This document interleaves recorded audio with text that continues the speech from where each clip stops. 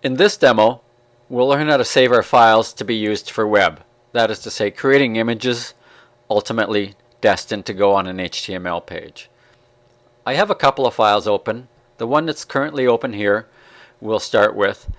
It does have a gradient that actually goes from solid color to transparent, and a number of soft gradients, as you can see throughout here, and a little bit of complexity.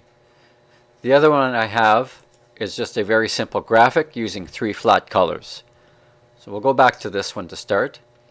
Now I can't really tell that this gradient is going to transparent because right now I can't see my gradient pixel grid. So I'm just going to go up to View and go Show Transparency Grid.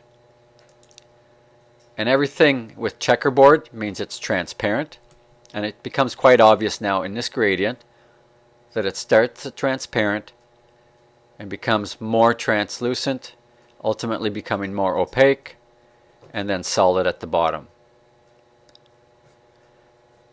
So let's go up to File, Save for Web, and we'll look at the different file formats.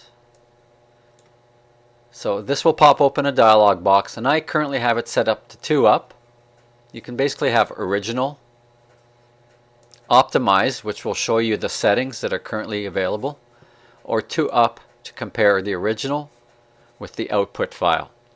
I'm going to keep mine at 2UP so you can see the original here, and you can zoom in. If I click on this side, Command or Control plus depending if you're on a Mac or a PC, and again Command or Control minus to zoom back out.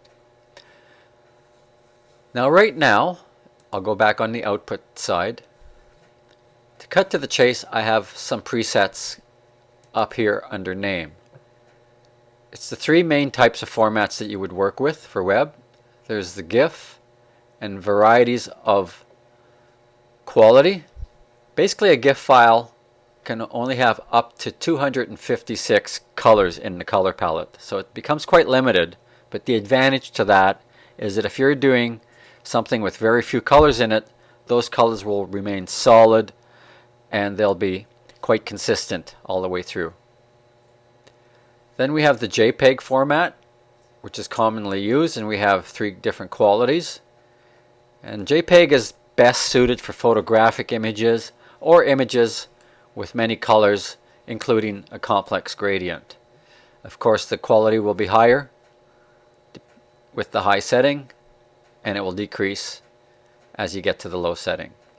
Now my favorite here is the PNG24, and if I click on it, you'll see right away the big deal about that is that the PNG24 is the only one that's capable of doing translucency and transparency. When I say translucency, it holds this gradient fill that goes from transparent to solid, and it has that soft, feathery alpha channel that's allowing for this.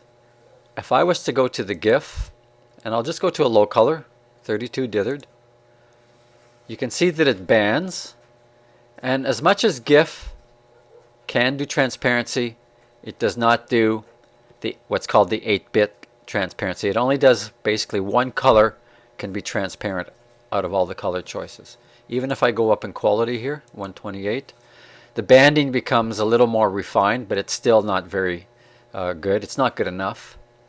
And again, one color can become transparent. Now I'll just show you what the JPEG high looks like. So it does a beautiful job, but the background is white instead of transparent. So if I want to retain that transparent background, I really have no choice but to go with the PNG24. And there we go. So I will click Save. And just for this, I'll just save it to the desktop. And I'll just show you, I'll go back to the Save for Web for a second. There is a preview button down here that I can preview in a web browser.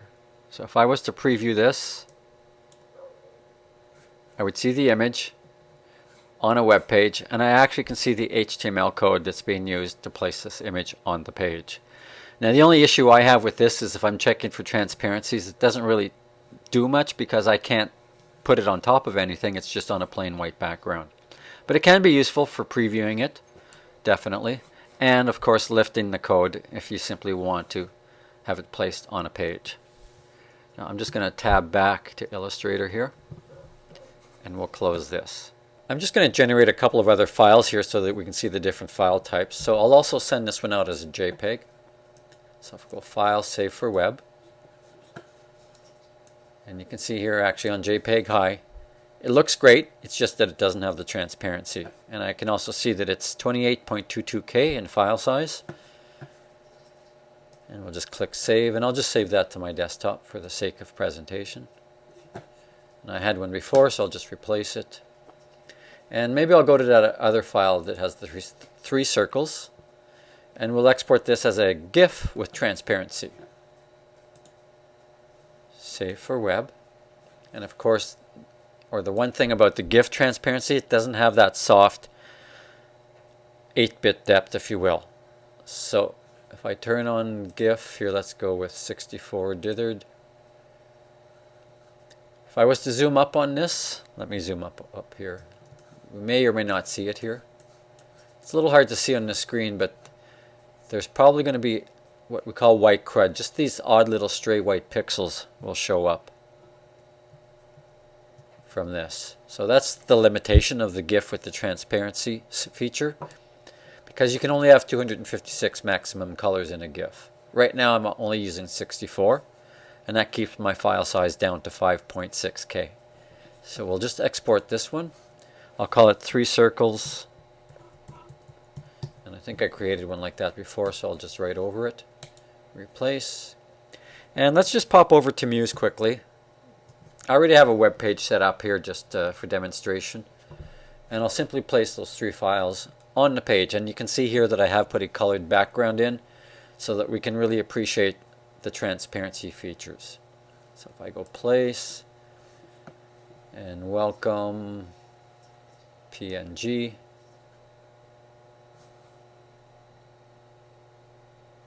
I think it was this one actually. No, that's the JPEG. Let me grab the JPEG here. I'll just plunk that there, and you can see the JPEG looks great, but it does come with the white background. And this time we'll go over the place, and I think it was this one, PNG.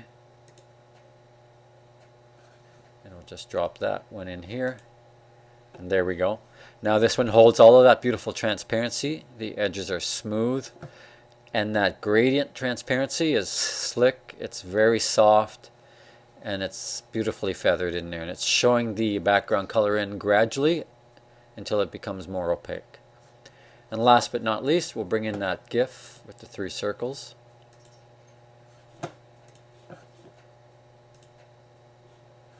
And I'll just plunk that over here. And it did come in as I predicted with the transparency showing, but I don't know if you can notice here. I'll try to zoom up. That is the white crud that I was talking about. It's subtle, and sometimes you can get away with it, but it's far from perfect. You can see here on the PNG that there's no such white crud. So basically those are the 3 formats you're going to work with for outputting for web and ultimately putting them on a web page. Again, the PNG 24 is by far the most beautiful, if you will. It has the most potential because it can show the soft gradient, and it also has millions of colors in its color palette. So I'd like you to try this out and create the 3 formats. We'll just go back to Illustrator here, and there we go. Again, that's the lowdown on outputting for web.